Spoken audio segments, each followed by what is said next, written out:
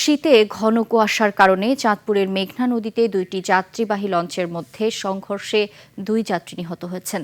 আহত হয়েছেন বেশ কয়েকজন।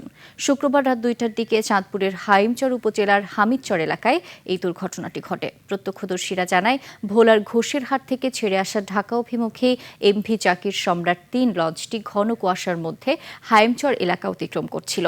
ঠিক সেই সময় ঢাকা থেকে বিএনপির সম্মেলনে অংশগ্রহণকারী যাত্রী নিয়ে বরিশালগামী এমভি অ্যাডভেঞ্চার 9 লঞ্চটি সজোরে ধাক্কা দেয় জাকির সম্রাট 3 লঞ্চকে। যাত্রীরা অভিযোগ করেন, ঘন কুয়াশা থাকা সত্ত্বেও অ্যাডভেঞ্চার 9 লঞ্চটি বেপরোয়া গতিতে চলছিল। সংঘর্ষের ফলে জাকির সম্রাট 3 লঞ্চে ব্যাপক ক্ষয়ক্ষতি হয়। ঘটনার পরপরই অ্যাডভেঞ্চার 9 লঞ্চটি দ্রুত চলে যায়। সংঘর্ষের পর জাকির সম্রাট 3 লঞ্চটি মাঝ নদীতে ডুবো ডুবো অবস্থায় ভাসতে থাকে। এ সময় ভোলা থেকে ঢাকাগামী অপর একটি লঞ্চ এমভি কর্ণফুলী 9 দ্রুত এগিয়ে এসে অনেক যাত্রীকে উদ্ধার করে।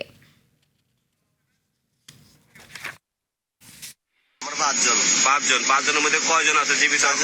জীবিত আমি একলাই আছি। একা আছেন জীবিত, আর চারজনই একজন আছে অসুস্থ। একজন পড়িয়া গেছে, মরা পড়ে আছে, আর দুজন ওই মরা, আর একজন কোনোরকমে আছে আর কি। দর্শক, দুর্ঘটনাস্থলে বর্তমান পরিস্থিতি জানাতে আমরা সরাসরি যুক্ত হচ্ছি সহকর্মী মেজবাউদ্দিন শিপুর সাথে। শিপু, লঞ্চ দুর্ঘটনার সবশেষ খবর আমাদের জানান। নৌ দুর্ঘটনায় সবাইকে উদ্ধার করা গেছে কি? জি, আপনাকে ধন্যবাদ।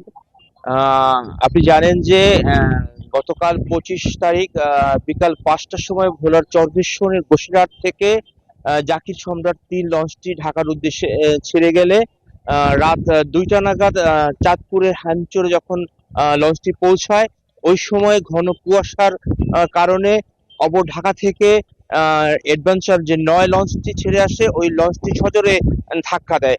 ধাক্কা দিলে জাকির সম্রাট লঞ্চ 3-এর একটা সাইডের অনেক অংশ ভেঙে যায়। ভেঙে গেলে আমাকে ঘটনাস্থল থেকে জানানো হয়েছে যে সাথে সাথে 2 জনের লাশ তারা পেয়েছে, মৃত সংখ্যা তারা পেয়েছে, এবং হতাহতের সংখ্যা আরো বাড়তে পারে বলে জানিয়েছেন। রাত যখন 2টা বাজে, ওই সময় ভোলা থেকে আরেকটি লঞ্চ যখন ছেড়ে ঢাকা যাচ্ছিলেন, যে কর্ণফুলী 9 এর সুপারভাইজার আমাকে জানিয়েছেন যে ওই লঞ্চের প্রায় 5 শতাধিক যাত্রী কিন্তু তারা উদ্ধার করে ঢাকায় তারা নিয়ে গেছেন। আর বাকি লঞ্চের ভিতরে যারা আটকে পড়েছিলেন, ওই লঞ্চটি ওইখান থেকেই ঢাকার উদ্দেশ্যে রওনা হয়ে যান। আমাকে ঢাকার সদরঘাটের নৌ পুলিশ জানিয়েছেন যে বর্তমানে লঞ্চটি ঢাকার 24 নম্বর পল্টনে অবস্থান করছে, সেখানে ফায়ার সার্ভিস কাজ করছে। তবে এখন পর্যন্ত যে সংখ্যাটি পাওয়া গেছে যে 2 জনের লাশ উদ্ধার করা হয়েছে, তবে লাশের সংখ্যা আরো বাড়তে পারে বলে আশঙ্কা করা যাচ্ছে। এদিকে এই ঘটনায় ভোলার চরভীষণে থমথমে অবস্থা বিরাজ করছে। এই ছিল ভোলা থেকে আমাকে সর্বশেষ তথ্য। শিপু, ধন্যবাদ আপনাকে।